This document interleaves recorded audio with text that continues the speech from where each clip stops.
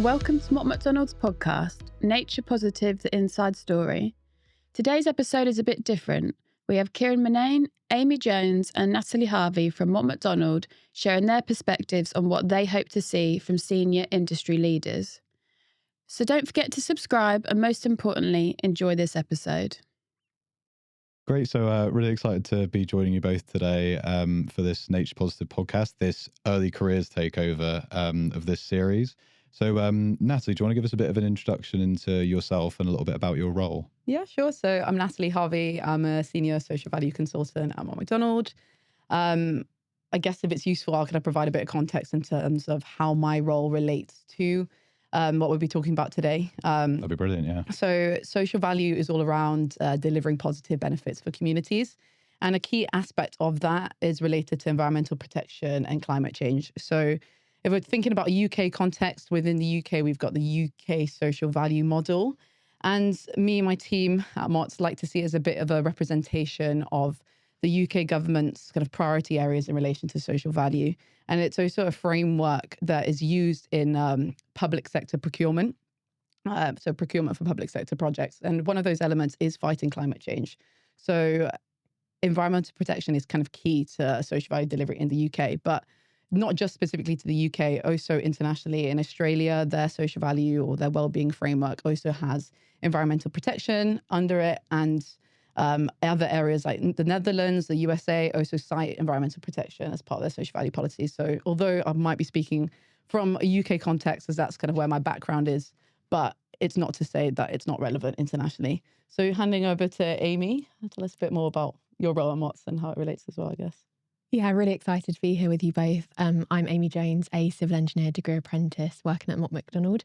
I'm working in the water consultancy division, but in the dams, rivers and geotech team. So we've been working on a range of kind of more hard engineering projects of grey infrastructure and some more nature-based solutions looking at the green infrastructure and really interested in the blend of both green and grey to deliver engineering solutions. I'm also on the ICE President's Future Leader Scheme this year, looking at the nature-based solutions, but really focused on nature-positive infrastructure. And it's been really interesting looking through more of a lens of investment and how to attract the private sector into these types of projects. I'm really keen to touch on some of those topics today. Kieran, over to you. Yeah, and I'll round us off there. So I'm Kieran Murnane. I'm an environmental hydrologist. So what that means is I work in sort of as many different water and environmental projects as I can. This has ranged from projects related to renewable energy, so a lot of hydropower, but also sort of more explicitly nature-focused projects.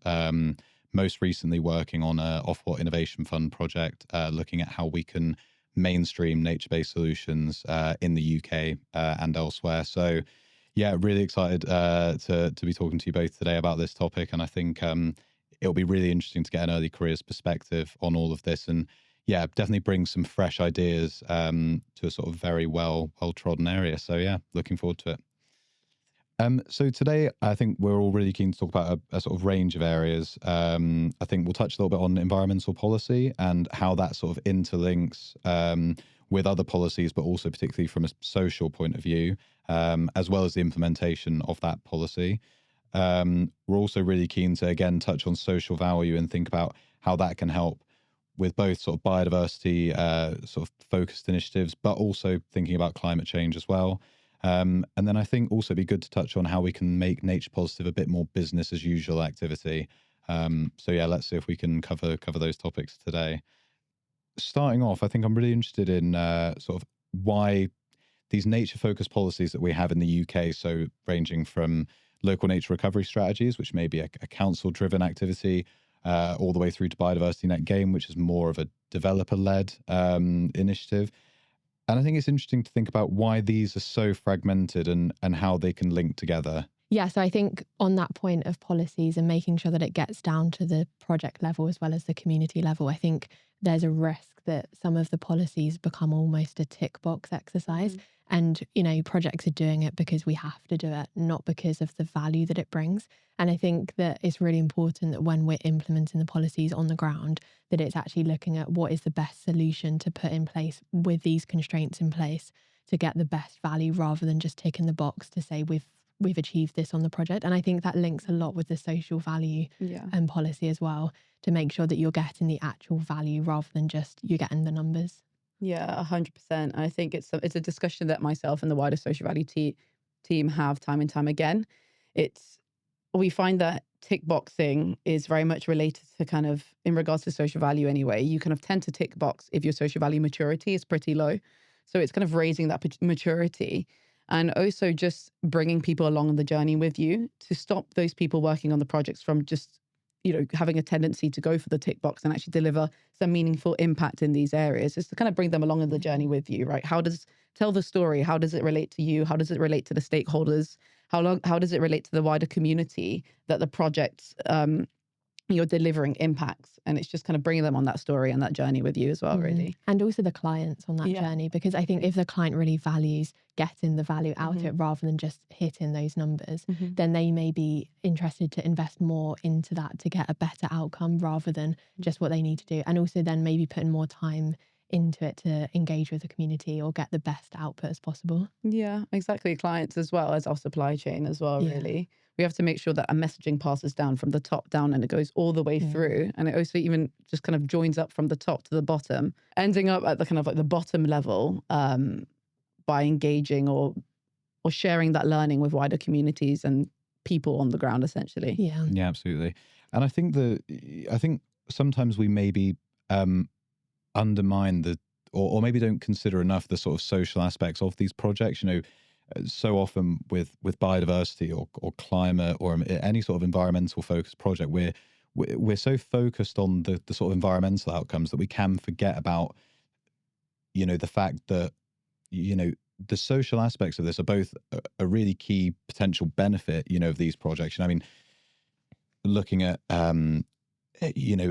green spaces in urban areas, yes, we may implement some of these policies. So, for example, sustainable drainage systems, we may implement them primarily from a water management point of view, and secondarily as a biodiversity point of view. But it's also about that kind of amenity value and sort of how we sort of understand that people are often the biggest driver of these projects.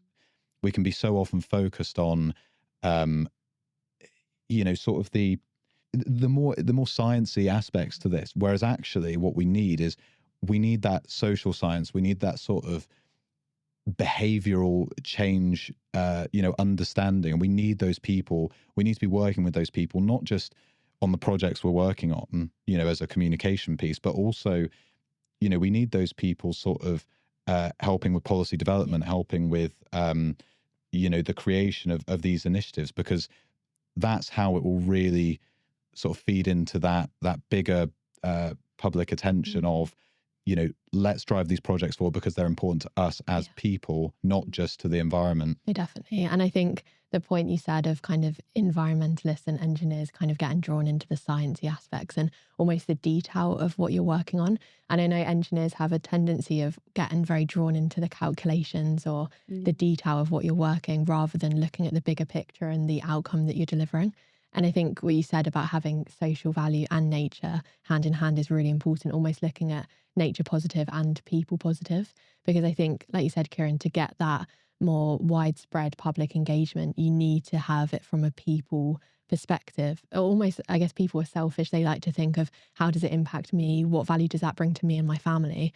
Well, actually, if you've got nature positive and people positive, it can impact you in these ways. And this is why we should be pushing that agenda. And I think that's a really interesting one because, thinking on the flip side of that, thinking of how it's been, maybe poorly communicated or less of a sort of impact on society. I mean, some people might just say climate change and biodiversity loss in general because they're such, for some people, they're so abstract that it's quite difficult to relate to their everyday lives. But I mean, even when it's quite sort of tangible policy. So, for example, I mean, in Wales, they've recently tried to implement a sustainable farming scheme, which for people listening who know about environmental land management in England, it's sort of a similar scheme where to replace previous EU subsidies, farmers are now, or the plan is to pay farmers for more sort of sustainable farming practices, and that's a sort of condition on receiving subsidies that they would have otherwise sort of received based on the amount of land they had or other metrics. But, that was planned to be implemented, and there was a massive backlash from the Welsh farming community against that. And I think we've really got to, use these examples and take the lessons from them, because I think there is this perception that with biodiversity and climate focused policies, people feel like they've got to pay for them. And that's partly down to misinformation. We've seen that a lot in, elections around the world when it comes to conversations around climate and the environment and biodiversity. Yeah. And I think the iterative process as well of maybe you put in a policy, it then goes back to the community of how did you feel about this? How could it be better? And going back and having the humility, I guess, to improve on it rather than just scrapping something, and having that process of making it better. Yeah. And even that stakeholder engagement, I guess, at the outset, really, bringing them along in that process. But I think as well, I guess, an advantage that we offer from the private sector, really, where we talk about those gaps in terms of expertise in regards to sustainability of farming practices, etc., might not necessarily relate to farming practices. But the good thing about social value and having such a diverse expertise and skill set within Mott MacDonald is social value provides a mechanism in which we can go into the communities and provide that upskilling to people that need it the most in these areas. So if on your particular project, if there are social value commitments, especially related to environmental responsibility and fighting climate change, during the bid stage, we can really make sure that we're making those commitments that will really deliver an impact to the communities where we're working, where that specific project might be based. So we can really make those really transformational commitments, and that can relate to upskilling of regular people using the kind of environmental expertise that we have as well. Yeah, and I think maybe just to I guess round off on this sort of policy focused discussion, I think one concern that I have, and it kind of links to points we've discussed previously, is it's around this sort of communication. It's around sometimes the populism that we can see with debates related to the environment and biodiversity. And I think we need to be wary of the sort of skepticism that can often get whipped up around these issues. And I think we need to be pragmatic. We need to think about how are we bringing people along this journey with us. And as you've said, Natalie, that's social value is a key aspect of that. We really need to be thinking about how we deliver these key policies, but we bring people along with us, and that they're supportive of it, I think, is the key thing. Not just that they are tolerant of it, but that they actually actively support it. They can see the benefits, not just to the wider environment, but to their lives as well. And I think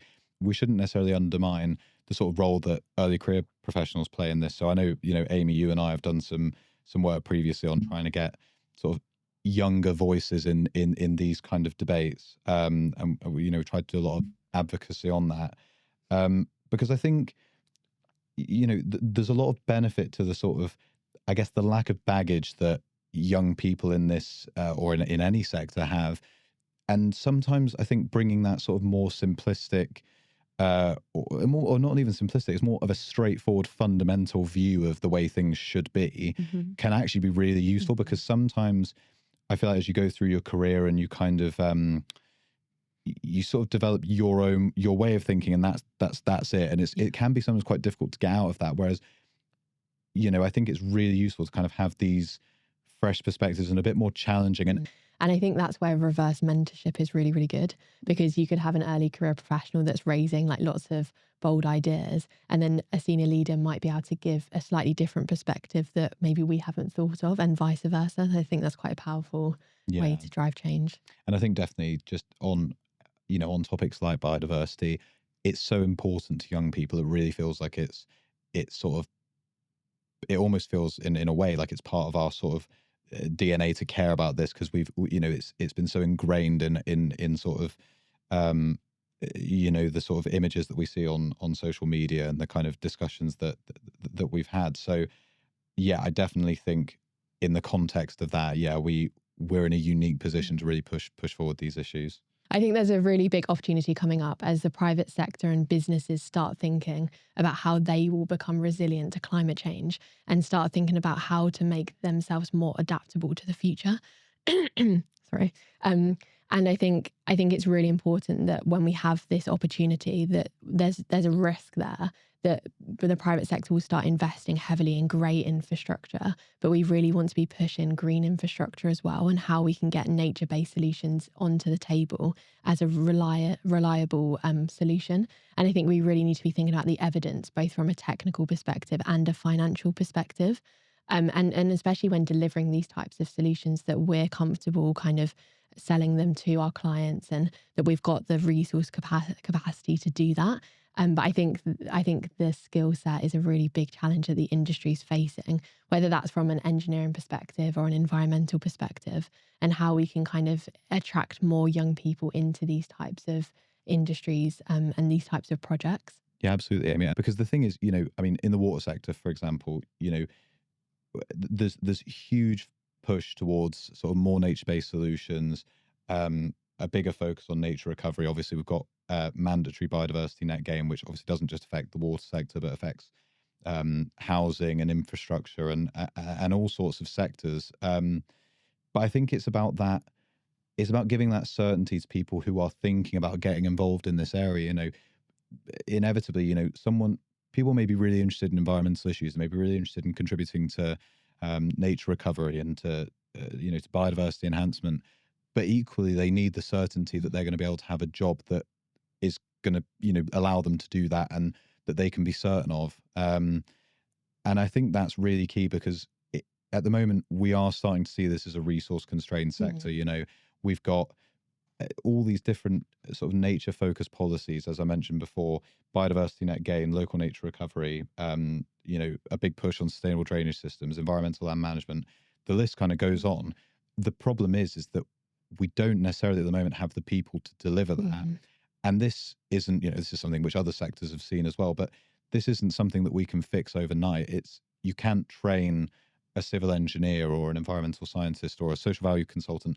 You can't train those people overnight. We need to have that pipeline of skilled people joining the industry. And I think that's going to be a really, key aspect of delivering all this. Yeah, and I think it's as well maybe focusing on the job upskilling as well. So through our social value, obviously, we can go into these communities, we can upskill young people on different elements on the environmental crisis, fighting climate change, etc. Through these sessions, we might generate some real interest amongst young people in pursuing careers in this space. And I think the apprenticeship is a really good tool to do that, whether it's like the level 4 apprenticeship where people could come in straight from GCSEs to the industry and learning straight away whilst attending college, or the degree apprenticeship, which I'm on, where you're at university whilst working. And I mean, I came on for the civil engineer course thinking, structures and bridges and things like that. That was my initial perception. And then joined the water industry and getting involved in nature-based solutions and realising that's actually where my interests lie. So I think they're really powerful schemes to show different parts of the industry to what you initially expected. 100%. And not just the apprenticeship element of stuff is fantastic. Like the amount of apprentices that we have at Mott MacDonald and the stuff that you guys are doing, it's amazing. But beyond focusing on young people, what about people that are long-term unemployed, that are, they're a bit too old to kind of pursue an apprenticeship? Can we create opportunities? Can we create initiatives where we kind of attracting talent into, green skills and kind of like environmental related areas of the business that might not necessarily have that prior experience or understanding? Absolutely. And also, thinking about like the, also kind of almost decentralizing, these skills. So at the moment, we're looking at these, but I go back to environmental land management. We're asking farmers to farm in a more sustainable way, but that can't happen overnight. You cannot tell someone to completely change the way they manage their land, and without providing the adequate training. That piece of bringing them along the journey is so important, because if you could have farmers or landowners or homeowners, whoever's is impacted by the challenge that we're trying to solve, if they can have a seat at the table, be involved in the decision making, is so powerful. And I think you can link that to an inclusivity piece as well. If you look at kind of disabilities or the infrastructure that you're designing for, if you look at the diversity of the design team, you don't have people with disabilities most often in those conversations. So bringing those people from different backgrounds in the conversation to have the best output, because I think there's lots of blind spots in design that you can easily forget because you may not have had that experience. So having different people involved in the conversation to have the best outcome and really holistically designing. 100%. Like I feel like it's proven that diverse teams actually deliver the best outcomes because they offer kind of, diversity and perspective as well and experience. So I think that's also kind of something that kind of lends itself to the conversation today. Like how can we solve this climate crisis? Diverse teams is part of that kind of solution to that problem as well. Yeah, absolutely.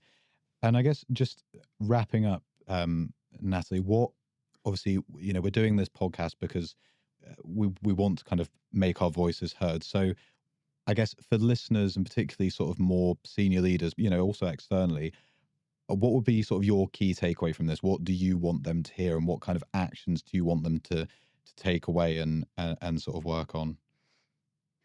I think one of the key things that I really want leaders to take away is the importance of social value as well. It's something that the head of my team, or Karen Dunlop, always mentions, that social value should be built into everything that we do, not bolted on.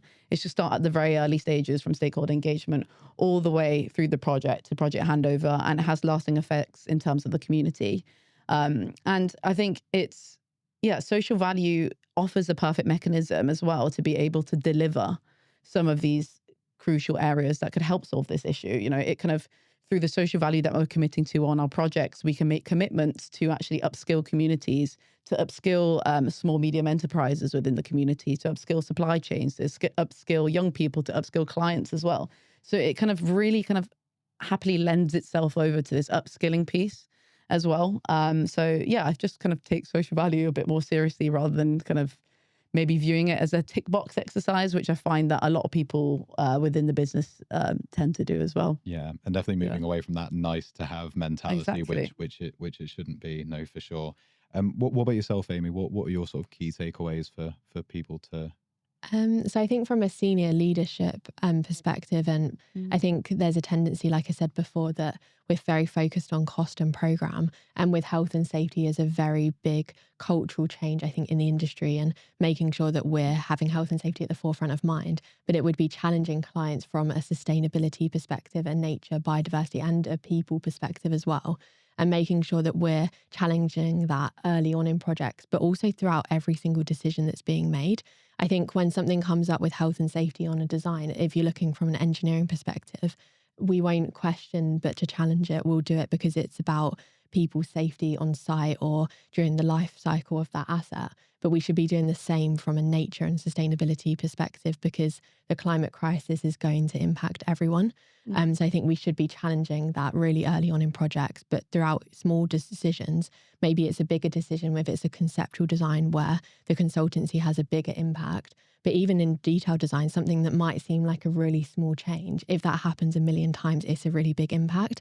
And I think empowering junior staff and engineers and environmentalists and professionals from all levels of their career to challenge that and also to the client facing as well. That is a great point as well, because if you think about it really, kind of as the climate crisis escalates, that is going to, the link between that and health and safety as well. It's such a clear link as well. That should really be embedded in the messaging. Yeah. And I think it links to the piece we were saying about public engagement. If you bring that correlation of the climate crisis and that's impacting you or your family, it kind of brings a more personal touch to it 100%. of changing that type of concrete or something like that you might completely disrelate from that. Yeah, absolutely. And I guess for me, I mean, I've sort of got two sort of key areas. I mean, the first being definitely the communication piece. I think we can we can have these initiatives, we can have these global agreements, but at the end of the day, if it's not communicated well and it's not done in a way which is going to get people actually excited or really engaged in initiatives and policies around nature recovery, then I think we're really going to struggle. We've talked about some examples earlier in this discussion, but I think we're really, really going to struggle to get meaningful change if people aren't on board. Definitely sort of more of a focus on the behavioral science and the communication of that. And that's very much coming from an environmental scientist who isn't sort of upskilled in those areas. So I think definitely a better appreciation of that. So Aimee, in terms of sort of role models, both related to nature and otherwise, is there anyone who springs to mind for you as someone who inspires you to do the work that you do in the sector? Yeah, I mean, I think the first name coming to mind has to be Professor Anusha Shah, the president of the Institution of Civil Engineers. She's just amazing. She's really pushing the nature agenda in civil engineering in particular, but across all industries, and really trying to drive collaboration across all different sectors. But I think on more of a personal level, she's really inspired me to kind of continue chasing what you're really passionate about and not fitting into a mold that you think the industry is. I think when I first kind of came into the industry, I thought I need to be a certain way to be a civil engineer, and just being yourself and bringing your personality and passion and interest to the projects that you're working on. Brilliant. Yeah, I mean, I'd say for me, sort of reflecting on this, it's difficult to necessarily pinpoint one person. I'm probably going to go for probably quite a boring answer, but I think someone along the lines of, I mean, Dieter Helm is a sort of energy and environmental economist. Is a very sort of niche person to bring up, but I think just very much someone who maybe isn't the biggest name, maybe not the most well-known sort of person in the sort of biodiversity and climate debate, particularly from a public-facing point of view, but just, I guess, someone who really has done a lot of fundamentally hard work in this area, provided some challenging perspectives, not maybe as sort of not necessarily as easy to digest as maybe some of the more well-known sort of naturalists and environmentalists like David Attenborough and others. But yeah, just someone who I think has done a lot of great work in the sector and really, really fond of professionally. What about yourself, Natalie? So yeah, I think my example is probably just from my personal life, really. So my greatest inspiration is probably my nan. So I had to move away from my family, from my mum and dad, when I was 15. So I moved over to the UK after living abroad, and it was quite a daunting time for me because it was the first time living in the UK. And my nan was just a great support for me. And also just recently as well, just kind of seeing her, she's just been a really great inspiration. She was diagnosed with Parkinson's 10 years ago now, so it's kind of slowly escalating.